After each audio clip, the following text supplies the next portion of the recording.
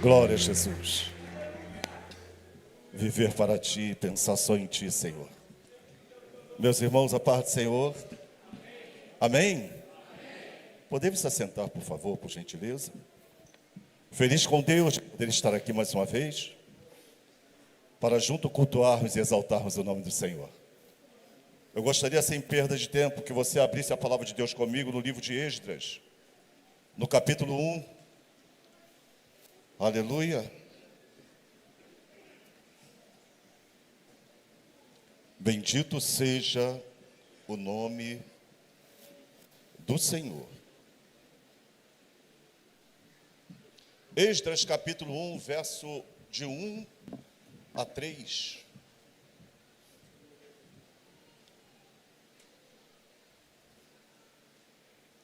Quem achou, diga glória a Jesus. Diz assim a palavra de Deus: no primeiro ano de Ciro, rei da Pérsia, para que se cumprisse a palavra do Senhor, por boca de Jeremias, despertou o Senhor o espírito de Ciro, rei da Pérsia, o qual fez passar pregão por todo o seu reino, como também por escrito, dizendo: assim diz Ciro, rei da Pérsia: o Senhor, Deus dos céus, me deu todos os reinos da terra, e ele me encarregou de lhe edificar uma casa em Jerusalém, que é em Judá. Quem há entre vós, de todo o seu povo, seja seu Deus com ele, e suba a Jerusalém, que é em Judá, e edifique a casa do Senhor, Deus de Israel. Ele é o Deus que habita em Jerusalém. Você pode dizer amém? Bendito seja o santo nome do Senhor por esta palavra. Estamos falando de um tempo, irmãos, em que um povo que ficou cativo 70 anos em Judá, na Babilônia. Estamos falando de um período onde a boa palavra de Deus se cumpre sobre a vida de um povo. Muitos nasceram lá na Babilônia. E diz a palavra de Deus que a ida desse povo para lá foi de lamento, foi de tristeza. Salmo 137 fala sobre isso. O povo parou às margens do rio da Babilônia, pendurou suas harpas, chorando, lamentando, já com saudade de Jerusalém. E passaram-se os 70 anos, irmãos. Passaram-se os 70 anos. E nós agora olhamos o Salmo 126. O clima já diferente. Olhamos o Salmo 126. Eles dizendo: olha, grandes coisas fez o Senhor por nós. E é por isso que nós estamos alegres. Mas era só eles que diziam isso? Não. Todas as nações olhavam para Israel e diziam assim: grandes coisas fez o Senhor por esses. E é por isso que eles estão alegres. Que coisa boa, irmãos. Um povo agora volta com a responsabilidade de edificar uma casa ao Senhor. E certamente eles estão voltando da Babilônia, conhecendo a história dos seus antepassados, conhecendo a história dos seus pais, que, diga-se de passagem, deixou para eles um legado ruim, deixou para eles um legado devedor, deixou para eles um legado que eles queriam esquecer do mapa. Mas só que penso eu, que eles vinham tão alegres, irmãos, tão dispostos a não cometer os mesmos erros que os seus pais cometeram. Eu penso que eles vieram tão animados, que eles olhavam um para o outro e falavam: a gente não vai errar. Nós não vamos cometer os mesmos erros que os nossos pais cometeram. A vida é uma lição, irmãos. A Bíblia é uma escola que não tem igual. Deus, Ele é professor por excelência. Ele é maravilhoso conselheiro.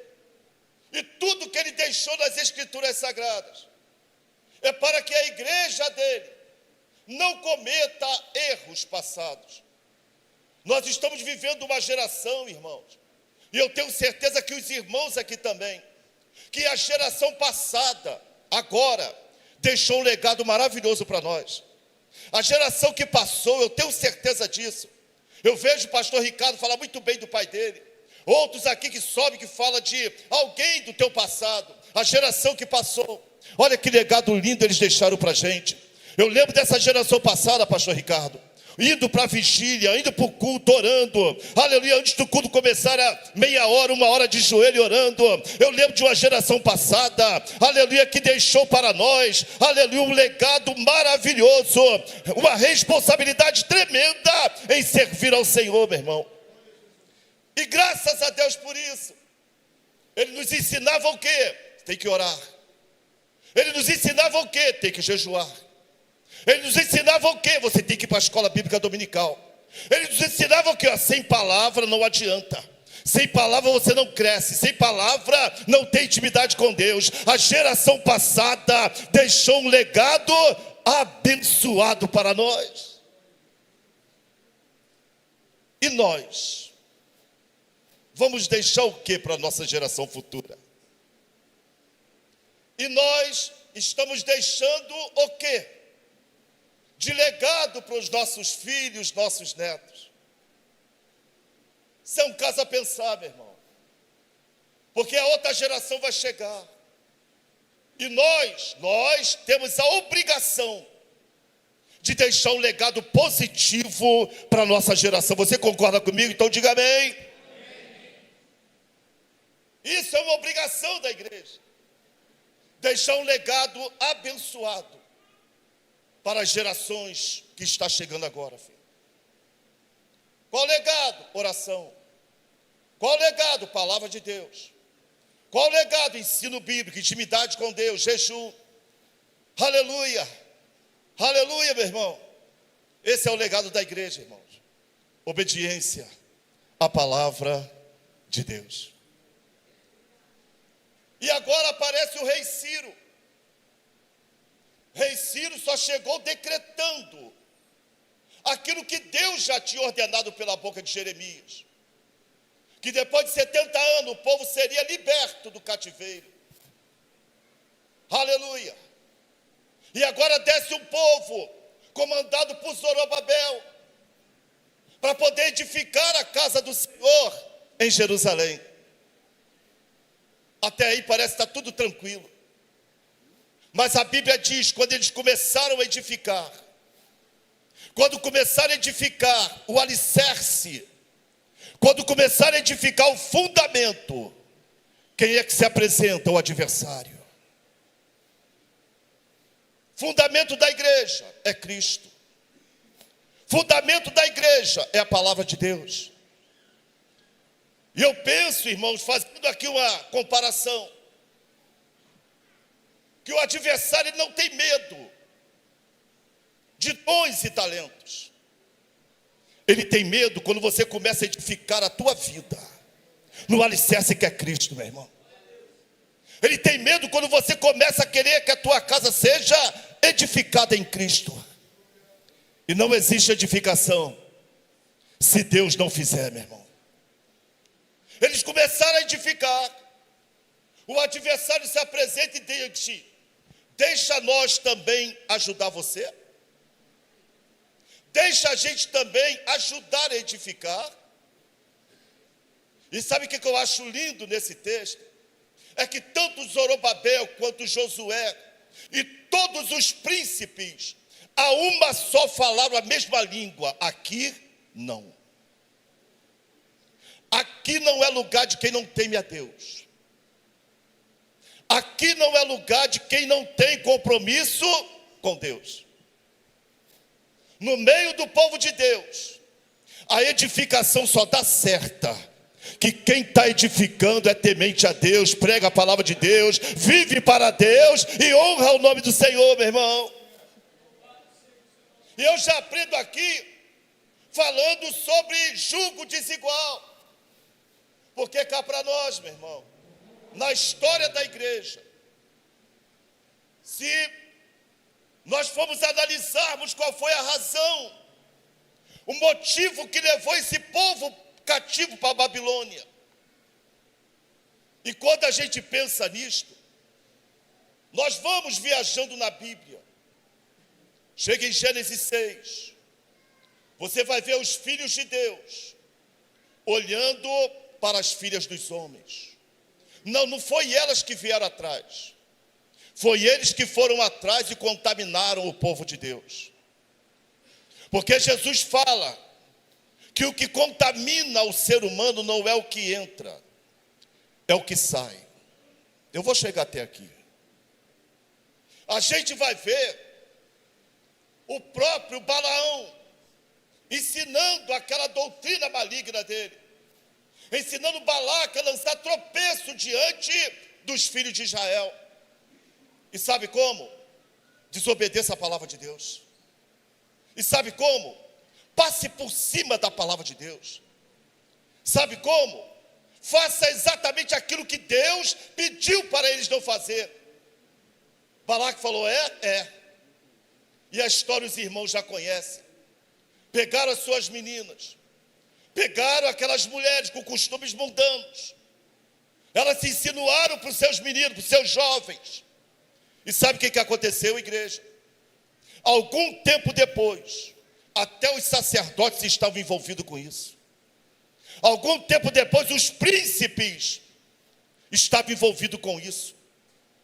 Aí a gente vê Jeremias em Lamentações, dizendo uma coisa muito triste no capítulo 4, versículo 12. Ele olhava para Jerusalém e falava assim, o pecado nunca vai entrar aí. O inimigo e o adversário nunca vai penetrar nessa cidade. Jerusalém era conhecida como a cidade do grande rei, era conhecida como fortaleza, meu irmão. Alguém dizia, a história diz que para entrar lá era quase impossível. Cidade estratégia. Foi por isso que Davi tomou Jerusalém. Mas você quer saber, filho? O inimigo, o adversário entrou pela porta da frente. No texto, Jeremias fala assim, olha, não creram todos os reis da terra, nem todo mundo, que entrasse o adversário e o inimigo pelas portas de Jerusalém. Adversário e inimigo não é a mesma coisa? Não é não, meu filho. Você vai ver no texto de Esdras, que quando se aproximaram tentando ajudar, disse assim, e teus adversários chegaram pedindo para poder participar da obra. Adversário, meu irmão, é aquele que é usado para te desestabilizar. É aquela pessoa que muitas vezes está dentro da tua casa com más intenções.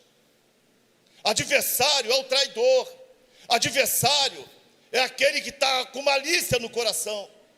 E eu costumo dizer, irmãos, que enganador não tem cara de enganador, que traiçoeiro também não tem cara de traiçoeiro. Esses são os adversários, que muitas das vezes te traem. Aleluia, diz ser teu amigo, mas daqui a pouco está armando alguma coisa para você. E ele faz isso para poder te desestabilizar, filho. E ele começa assim. A trapaça dele sempre foi assim. Primeiro vem o adversário, te apresenta a bebida alcoólica, te apresenta a bebida, diz ser teu amigo, te apresenta sabendo que você é casado, apresenta outra na rua. Esse é teu adversário, que diz ser teu amigo. Mas depois que a casa cai, ele é o primeiro a desaparecer. Aí chega o inimigo, aí destrói teu casamento, tua vida, tua moral, tua honra e tua vida espiritual, filho. Foi o que aconteceu com Jerusalém. Primeiro veio as mocinhas, mandado por Balaque, seduziu seus jovens, levou para o matadouro, apresentou seus rituais, que era só de imoralidades. E aqueles jovens voltaram para Jerusalém, contaminando a igreja do Senhor. Eles entraram pela porta da frente. O pecado tem entrado pela porta da frente. Depois que o pecado entrou em Jerusalém, a presença de Deus ficou esquecida. O temor a Deus caiu no esquecimento. Porque Deus não divide a glória dele com ninguém. Se aquilo que está entrando na minha casa pelos meus olhos, aquilo que está entrando pela minha casa, pelos meus ouvidos, acredite, vai chegar aqui dentro e vai fazer uma diferença positiva ou negativa tremenda. Se não for do agrado de Deus, vai me afastar dele. Se for coisa que Deus não aprova, vai me esfriar na presença dele. Porque os nossos olhos é uma porta de entrada. Os nossos ouvidos também é uma porta de entrada, meu irmão. É por isso que a Bíblia todo tempo nos adverte: cuidado, olhinho, no que vê. Cuidado, ouvido, no que ouve. É por isso que a Bíblia sempre diz: bem-aventurado o varão que não anda segundo o conselho dos ímpios, nem se detém no caminho dos pecadores, nem se assenta na roda dos escarnecedores, porque eles vão afastar você de Deus, meu irmão. Quem está entendendo isso aqui, meu irmão? Eles afastam de Deus. E o adversário chega como quem não tem nada a quer. Às vezes através de um aparelho de televisão, às vezes pela internet, pelo celular. Eu falei isso aqui uma vez, vou falar de novo. Para você que acha que não tem nada a ver. Esse não tem nada a ver com o celular diariamente, sem cessar. Tem roubado o teu momento de oração. Esse não tem nada a ver, tem roubado o teu tempo de leitura bíblica. Eu vou mais profundo um pouco. Você tem perdido a alegria de orar. Você tem perdido a alegria de ler a Bíblia. Você tem perdido a alegria, meus irmãos, a alegria de estar em comunhão com Deus. Então é melhor você acender um ponto de interrogação. Porque o adversário pode ter entrado e você nem se dado conta, meu irmão. Porque esse é o papel dele. E depois que ele entra, ele convida o inimigo para vir atrás. E o inimigo, depois que chega, a função dele é roubar os valores que você tem e afastar você da presença de Deus. Então não deixa não, em nome de Jesus. A história de Jerusalém eles conheciam. Balaão também conhecia. E até hoje, irmãos, a única maneira da igreja, do templo do Senhor aqui, ser destruído,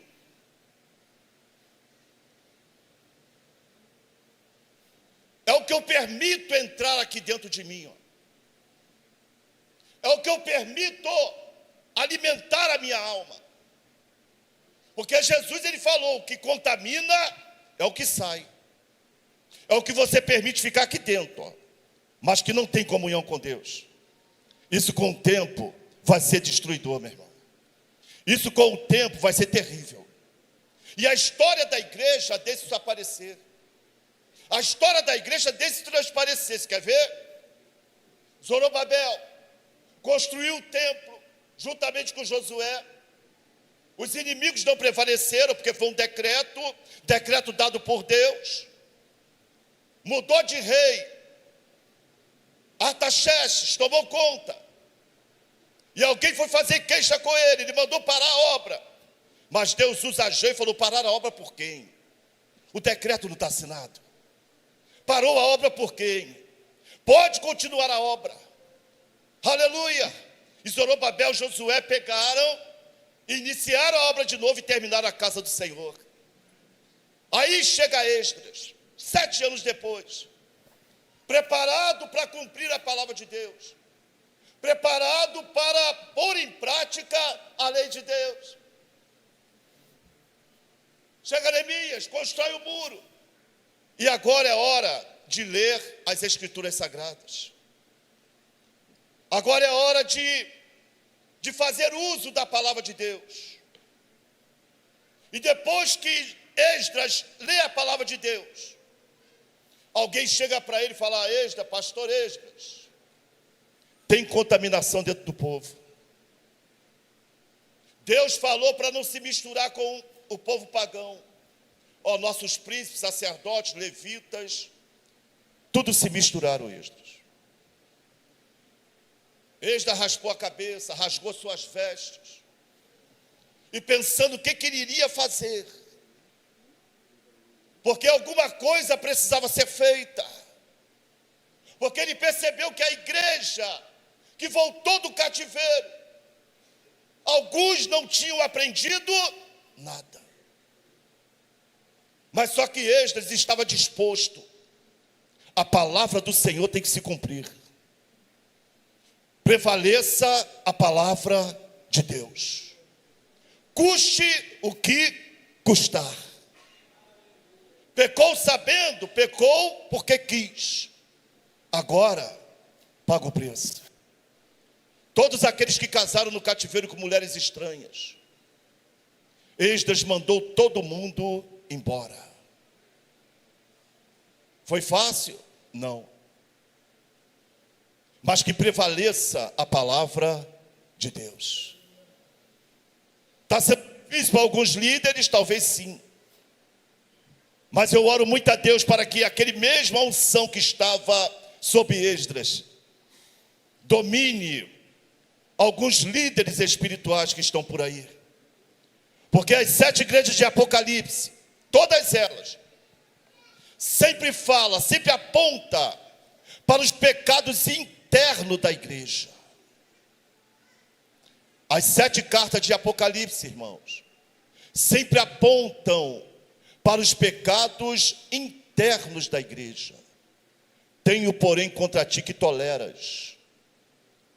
Tenho, porém, contra ti isso. Ele está dizendo, está aí dentro. Está dentro da igreja. Aí me veio ao coração o Novo Testamento. Jesus chega, antes dele chega João Batista, pregando lá nas margens do Rio Jordão, fora de Jerusalém. Jerusalém na época era o centro político, irmão. A força política estava lá, o poder financeiro estava lá, o poder religioso estava em Jerusalém. E Deus fala, João, prega lá nas margens do Rio Jordão. Vamos fazer tudo novo de novo. Porque com Deus é tudo novo, meu irmão. Amém? Com Deus é tudo novo. Aleluia, as coisas velhas já passaram, filho. E eu vejo agora Deus aprontando a igreja. E chega no momento, Jesus foi assunto aos céus. Aí fica Pedro, Tiago, João, responsável pela igreja do Senhor, com todo cuidado, com toda vigilância. E nós olhamos, irmãos, o adversário já tentando aprontar dentro da igreja de novo. A igreja, ela tinha 2 problemas. Era a perseguição externa, o povo querendo matar, era a perseguição, era prendendo a igreja, era chicoteando a igreja. Mas eu aprendo com a Bíblia que problema externo nunca destruiu a igreja do Senhor. Problema externo nunca destruiu a igreja do Senhor. Quer bater, pode bater. Quer chicotear, pode chicotear. Quer tacar fogo, pode tacar fogo. Mas a minha paz você não rouba. A minha fé você não rouba. A minha comunhão com Deus você não rouba. Os discípulos, os apóstolos lá, discipulando a igreja, que a princípio foi 3.000 almas que aceitou Jesus, depois mais 5.000 com Pedro pregando, e eles ali, olha, na doutrina dos apóstolos, pregando, ensinando, promovendo a comunhão da igreja, e lá fora alguns querendo matar eles. É como se Deus falasse assim, olha, deixa que eu cuido deles, se preocupa aqui dentro. Lá fora deixa que eu cuido. Deixa que eu cuido do sistema. Deixa que eu cuido, aleluia, dos governantes. Deixa que eu cuido dessas leis. Porque o que está externamente não pode acabar com a igreja do Senhor Jesus, meu irmão. Tacaram fogo, mataram, houve holocaustos. Quanto mais bate Quanto mais chicoteia, mais a igreja do Senhor se revigora, mais a igreja do Senhor cresce. Fica tranquilo, meu irmão, você está passando por tribulação, aleluia, e a tribulação vem de fora, e ela não vai acabar contigo não. Fica firme, porque aquele que te chamou já decretou, está consumado, e as portas do inferno não prevalecerá contra a igreja do Senhor. Não fica com medo de sistema não, filho, só ore. Não fique com medo de perseguição, porque a Bíblia diz que vai acontecer. Só ore, só leia a Bíblia, só fique firme. Aleluia, porque o que vem de fora não pode acabar, nem ferir, nem machucar a igreja do Senhor, meu irmão. Você pode virar para quem está do teu lado e falar: fique em paz, meu filho. O sistema é assim mesmo, é corrupto, é mau. Mas você está escondido debaixo das mãos santas e poderosas do Senhor. Aquele que te chamou não dorme, não tosqueneja. O guarda de Israel, aleluia, 1000 cairão a teu lado, 10.000 à tua direita, diz a Bíblia. E você não vai ser atingido não, filho. Tá, pastor, então com o que eu tenho que me preocupar? Você não tem que se preocupar com o externo. Você tem que se preocupar com o interno, o que está aí dentro. Deus está tratando com aquilo que está aí dentro. Externamente, deixa acontecer, deixa ir. O que a gente tem que fazer é arrebatar alguns do fogo lá. Esse é o papel da igreja. É arrebatar quem está perdido. É ajudar os necessitados, os aflitos. Aleluia, o governo não quer fazer. O papel da igreja é esse, ajudar, é socorrer, meu irmão. Eu louvo a Deus por essa igreja, pela vida do pastor Ricardo, pela obra missionária, por tudo que ele tem feito, meu irmão. Eu louvo mesmo. Aleluia, todos os pastores, todas as pessoas que estão envolvidas com isso. Porque essa é a chamada de Deus, meu irmão. Aí começa Pedro, Tiago, João, os apóstolos, tudo discipulando. E eu penso que o adversário é seu derredor. Olha, eu vou pegar quem? Eu vou usar quem? Aí enxergou Ananias e Safira. Aí falou: preciso contaminar essa igreja. Eu preciso colocar algo lá dentro, porque o mal ele vem de dentro para fora. Diga comigo, de dentro para fora. Quando alguém quer bagunçar algum lugar, se entre lá dentro. Quer destruir alguma coisa, ó, se infiltre lá dentro.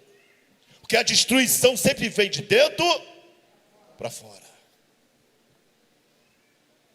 Aí ele olha e vê Ananias e Safira. Todo mundo vendendo sua propriedade. Todo mundo usando de sinceridade. Todo mundo servindo ao Senhor de maneira honesta, sincera, de maneira íntegra. Aí Ananias e Safira vai para casa. Olha um para o outro. Vende sua propriedade. E daqui a pouco, eu posso ver um dos dois falando: poxa, tem muito dinheiro aqui. Tem muita coisa aqui. Como é que vai ser isso? E alguém teve a ideia e falou: pô, não dá não. Dá só metade. Sabe-se lá se aquela obra é séria ou não? Sabe-se lá se é Deus mesmo que está nesse negócio? E eles intentaram no coração. Intentaram no coração enganar. Provar o Espírito Santo de Deus. E a Bíblia diz que Ananias, quando chega lá, Pedro olha para ele e fala: Ananias, o que você fez, cara?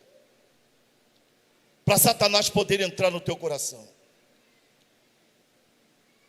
Se você vendesse a tua casa, não ficava para você, rapaz? E ele diz uma coisa: você não mentiu para mim não, filho. Você não mentiu para os apóstolos. Porque quem morreu pela igreja foi Cristo. Essa igreja é de Jesus. Essa igreja pertence ao Senhor. Você mentiu foi para o Espírito Santo de Deus. Na verdade, irmãos, o que Pedro estava falando ali, ele estava pondo Jesus, Espírito Santo de Deus, à prova. Porque o próprio Pedro fala: você tentou o Espírito Santo de Deus. Ou melhor, você fez pouco caso dele. Você subestimou o Espírito Santo de Deus. O diabo certamente botou no coração de Ananias: você vai passar batido e ninguém vai perceber a tua trapaça aí dentro. Mas como eu já falei, irmãos, a igreja não é do homem. A igreja pertence ao Senhor, meu irmão. Aleluia. A igreja pertence ao Senhor Jesus. O que o diabo tentou fazer, irmãos, era desmoralizar a igreja do Senhor. O que ele tentou fazer através desse homem, desse casal, foi exatamente isso: desacreditar a igreja do Senhor. Sabe o que parte da igreja hoje está desacreditada? Por causa disso. Parte da igreja hoje está perdida por causa disso. Pensa que a igreja é do homem. Pensa que quem manda na igreja é o homem. Algumas pessoas até dizem que manda na igreja, mas não manda em nada. O cabeça da igreja é Cristo, meu irmão. Quem deu a vida por nós se chama Jesus Cristo. Que derramou sangue lá na cruz por nós se chama Jesus Cristo. E o diabo quis usar Ananias para contaminar a igreja, para desacreditar a igreja. 3 horas depois, chega a esposa, contaminada também. Porque se aquele furo passa, pastor, no outro dia ele estava fazendo uma rodinha dizendo aí, por lei, ficou tudo certo. Trapaceei, ninguém nem. Parece que eles não ouviram falar de Judas não, de Iscariote não, né? Jesus está vendo, filho. Jesus só dá tempo da gente se arrepender. Aí chega a Safira 3 horas depois. Safira, por quanto você vendeu a herdade? Foi por tanto? Foi. Olha só, dando toda a oportunidade dela de salvar a alma dela. Porque a salvação, a responsabilidade é individual, filho. Não é porque alguém faz que a gente tem que fazer também, não. Não é porque alguém não se interessa, está agindo errado, que a gente tem que agir, não, filho. Porque a Bíblia diz que cada um terá que responder por si mesmo de todos os nossos atos, meu irmão. Então a melhor coisa que tem é a gente andar em linha reta, em retidão, porque um dia a gente vai ter que se apresentar diante do trono do Senhor. E não vai ter desculpa, fulano, Deus, foi fulano que me incitou, fulano que me enganou, foi o sistema que me enganou. Porque cada um vai ter que responder por si só aquilo que um dia Deus falou, não faça, e a gente assim mesmo sabendo a gente fez. E acabou o problema, irmãos. Pastor, fulminado na hora. E você quer saber, a gente já estava no período da graça já, pastor. Aquilo ali é um aviso para a tua igreja. Que aviso, pastor? Não brinque. Não põe o Espírito Santo de Deus à prova. Não põe a igreja do Senhor à prova. Não duvide, não bote a palavra de Deus à prova. Porque botaram lá atrás e se deram mal. Tentaram a obra de Deus e se deram mal. E agora chegou a nossa vez, irmãos. Aleluia, de honrar o nome do Senhor sempre. De fugir, de vigiar. Para que esse mesmo auto-engano, esse mesmo mal, de maneira nenhuma, venha tomar conta do nosso coração, venha entrar dentro da nossa alma. Que a Bíblia diz, está escrito, que nos últimos tempos, muitos se apostatarão da fé, dando ouvido a espíritos enganadores e a doutrina de demônios. Aí você vai no capítulo seguinte de Atos. Capítulo seguinte de Atos, a gente vai ver uns gringos chegando em cima dos apóstolos e fazendo uma reclamação.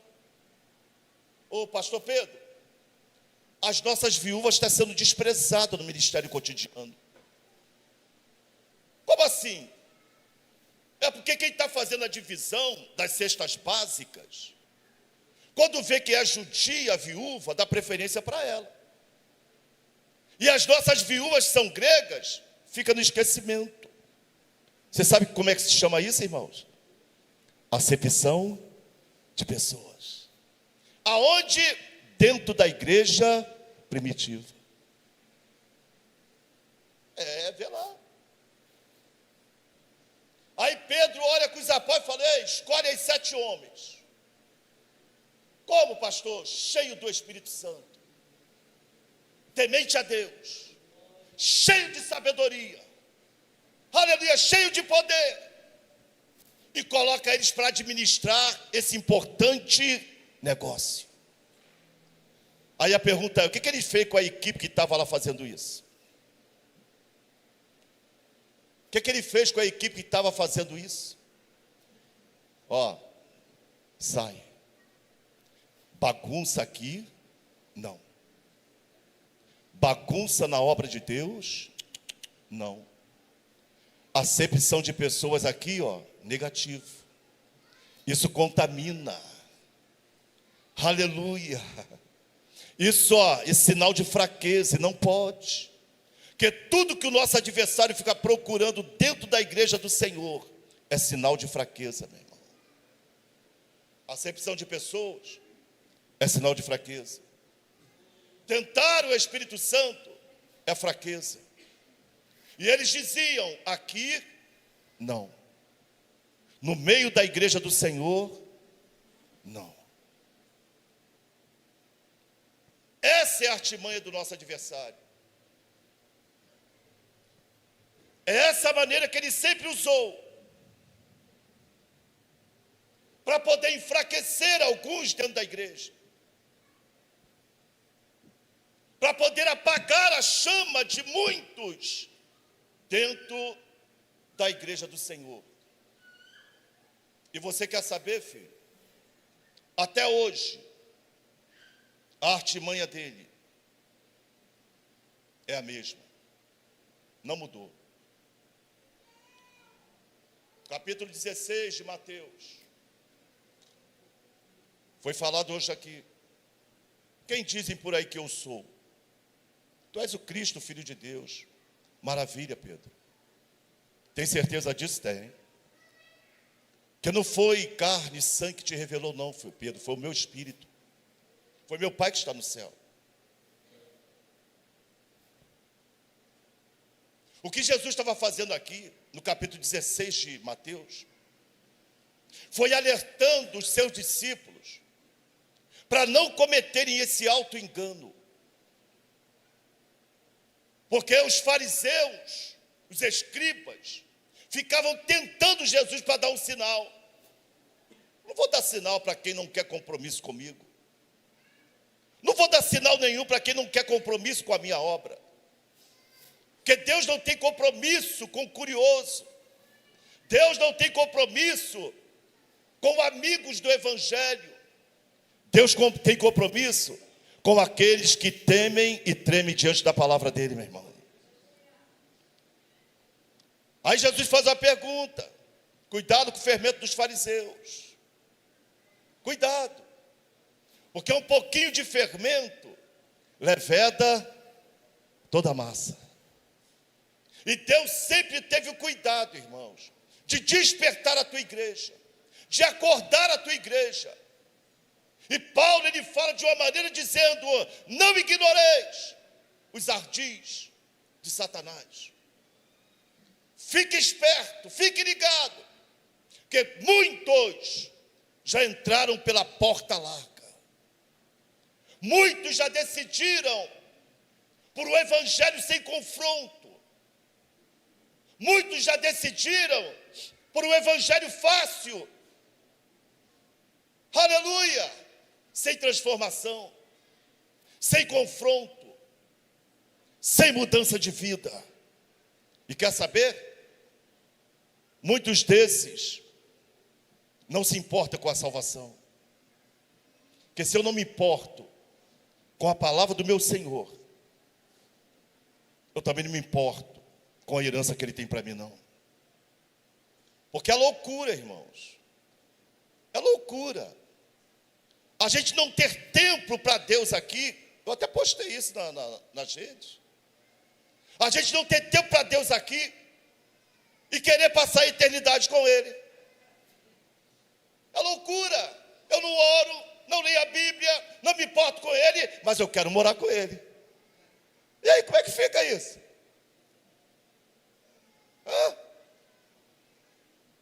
Peraí, gente. Peraí. A gente vai ver em Mateus capítulo 7, alguns líderes chegando, Senhor, Senhor, achando que está na rota certa, achando que está no caminho certo. Mas quando chegar aquele grande dia, eles vão ter uma surpresa desagradável. É Deus olhando para eles e falando, nunca vos conheci. Peraí, como é que é? Mas eu não preguei no teu nome, eu não expulsei demônio no teu nome, eu não fiz tanta coisa no teu nome. Pois é, mas você foi um daqueles que ajudou a contaminar minha igreja. Você foi um daqueles que nunca me obedeceu. Você foi um daqueles que o adversário usou para criar dentro da igreja confusão, rebeldia contra o pastor, contra o ministério, contra a doutrina da igreja. Você foi um daqueles. E aí, como é que fica, meu irmão? E eles tentaram protestar contra Deus. Senhor, mas eu fiz a tua obra. Pois é, mas fez errado. Você não, como diz o pastor Juliano uma vez aqui, você não recalculou a rota.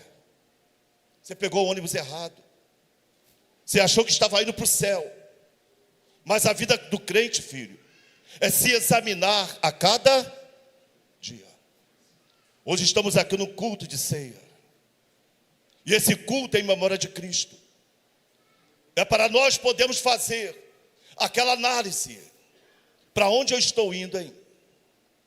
Eu estou na condução certa? Irmãos, eu já tive o desprazer de pegar um ônibus errado. Quando eu mudei para São José dos Campos, eu peguei um ônibus na vila pensando que fosse para o Jardim Paulista. Ele foi para o lado do Parque da Cidade. Hein? Quem foi que nunca levantou e falou, motorista, ô trocador, está errado. E quer saber, eu só estava com dinheiro de uma passagem. Eu tive que ir a pé. Depois isso fica engraçado, não fica? A gente ri, começa a rir. Ei! Mas quando se fala de salvação não vai ter graça nenhuma não, gente. Quando se fala de arrebatamento não vai ter graça os que ficarem. Hein?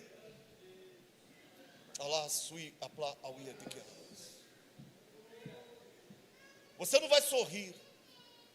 Você não vai contar o outro também. Pô, você não ficou também? Pô, você não vai, meu irmão. Vai ser desespero. Porque Jesus está falando, ei, como é que está, hein? Para onde você está indo, hein? Tem certeza que está indo? O Espírito Santo de Deus tem testificado disso? Se tem, opa, beleza, maravilha. É isso mesmo, estamos juntos. Mas o que me deixa muito preocupado é que a Bíblia diz que muitos são chamados e serão poucos escolhidos. O que mais nos deixa preocupado, sabe? O pastor Ricardo começou esse culto aqui falando isso, que o tempo está findando, o dia está se estreitando. Irmãos, é para a gente a cada dia acender um ponto de interrogação e falar, meu Deus, eu estou dentro do ônibus certo, eu estou na condução certa, eu estou no caminho certo, ou tem alguma coisa errada comigo? Que a Bíblia diz que muitos são os que entram pela porta larga.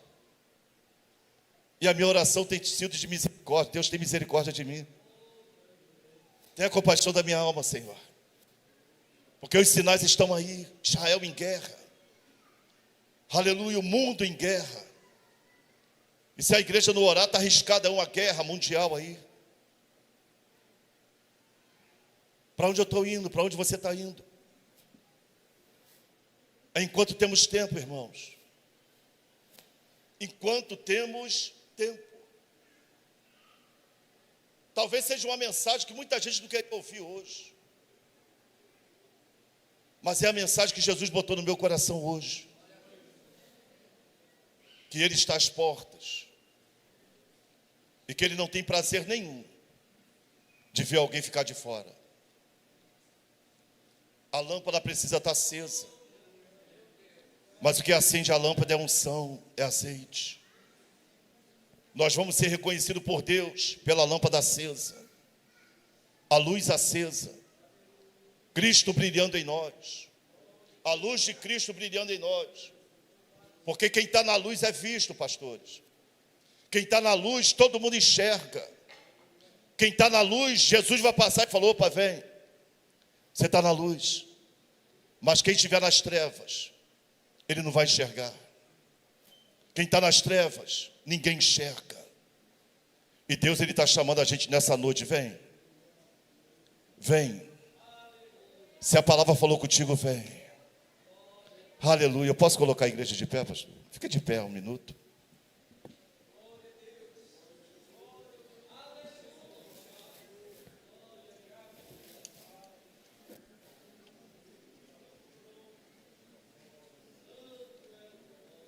Não se preocupa não, irmãos. Porque tudo que eu falei aqui, quem vai ter que prestar conta vai ser eu. Porque a palavra primeiro fala comigo.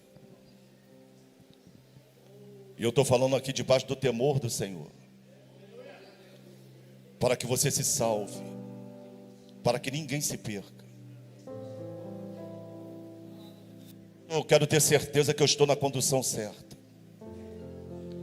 Eu queria orar por você. Pastor, eu queria ter certeza da minha salvação. Eu queria que você saísse do lugar e viesse aqui. Pastor, eu preciso ter mais fé. Às vezes alguém da minha família fica doente, eu não tenho coragem para orar, pastor. Eu não tenho ousadia para isso. Eu quero orar por você também, vem cá. Jesus vai te renovar hoje, Jesus vai te dar fé hoje. Vem aqui, sai do teu lugar. Eu não consigo orar por ninguém, pastor. Parece que alguma coisa me puxa para trás. Eu quero orar para que o Senhor possa te revestir de poder hoje aqui, neste culto. Aleluia. Bendito seja o santo nome do Senhor. Cadê você que quer sair daqui hoje cheio da graça de Deus? Você que quer ser batizado com o Espírito Santo, sai do teu lugar também, sai. Sai, vem cá, pastor, no culto passado eu não fui, mas Deus está preparando essa noite para te batizar. Sai do... Vem que nós vamos orar. Aleluia, pastor, eu quero, aleluia, ter mais atenção nas coisas de Deus, pastor. Eu quero estar sempre, aleluia, me analisando, me olhando, tendo cuidado, para que o arrebatamento chegar, eu não ficar de fora, pastor. Sai, irmão, sai do teu lugar, vem cá. Se você está incerto, inseguro, sai que nós vamos orar para Deus te revestir nesta noite. E você vai sair daqui cheio da graça de Deus. Você vai sair daqui cheio do poder de Deus em nome de Jesus Cristo. Está doente, filho? Sai do teu lugar, venha. Aleluia. Sai do teu lugar e venha. Que hoje é dia de Jesus operar milagres aqui nesta noite. Aleluia. Aleluia. Oh glória. Oh, aleluia. Aleluia. Você ainda não aceitou Jesus como Senhor da tua vida? Sai do teu lugar e vem aqui. Que Jesus Cristo vai te salvar. Ele quer te salvar. Aleluia. Não brinque. Aleluia. Não desacredite no amor que Deus tem pela tua vida, meu irmão. Não deixa a dúvida tomar conta de você. Deus quer fazer de você um homem, uma mulher, um jovem, um adolescente cheio da tua graça, cheio do teu espírito. Aleluia. Aleluia. Não consegue mais orar direito? Sai do teu lugar, vem aqui. Não consegue mais ler a Bíblia? Saia do teu lugar, vem aqui. Que Deus vai te renovar nesta noite. Você precisa sair daqui diferente, meu irmão. Você deve sair daqui diferente. Não seja um crente, aleluia, frio. Seja um crente cheio, aleluia, fervente na presença de Deus. Aleluia, os obreiros, por favor. Ore pelos enfermos. Ora para Jesus batizar com o Espírito Santo.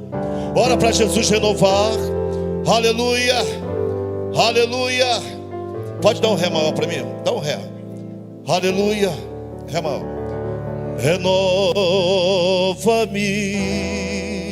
Senhor Jesus. Cante, igreja. já não quero ser igual. Renova-me, Senhor Jesus. Amado Deus e eterno Pai, em nome de Jesus Cristo, Pai, aqui está teu povo, aqui está a tua igreja. A tua palavra foi ministrada nesta noite, Deus. Aleluia, a tua palavra foi, Senhor Jesus, falada, Senhor, nesta noite. E é na autoridade da tua palavra, Senhor, é na confiança da tua palavra, Deus.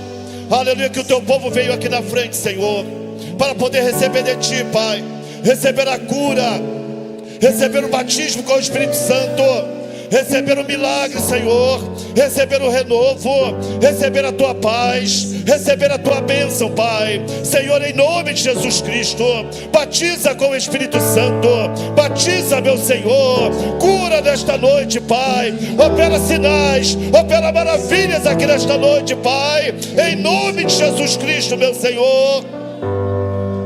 Aleluia, Senhor, aleluia, meu Deus. Há poder no sangue de Jesus, Senhor. Há poder no nome de Jesus, Senhor. Há poder no nome de Jesus, Pai, para batizar, para curar. Aleluia, Senhor. Há poder no nome de Jesus, Pai, para libertar, Senhor, para trazer um renovo espiritual, para trazer um avivamento espiritual. Deus traga, Senhor. Deus batiza com o Espírito Santo.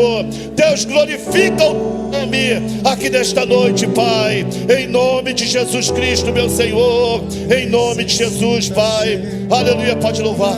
Aleluia, aleluia. Vem cá, continua orando. Aleluia.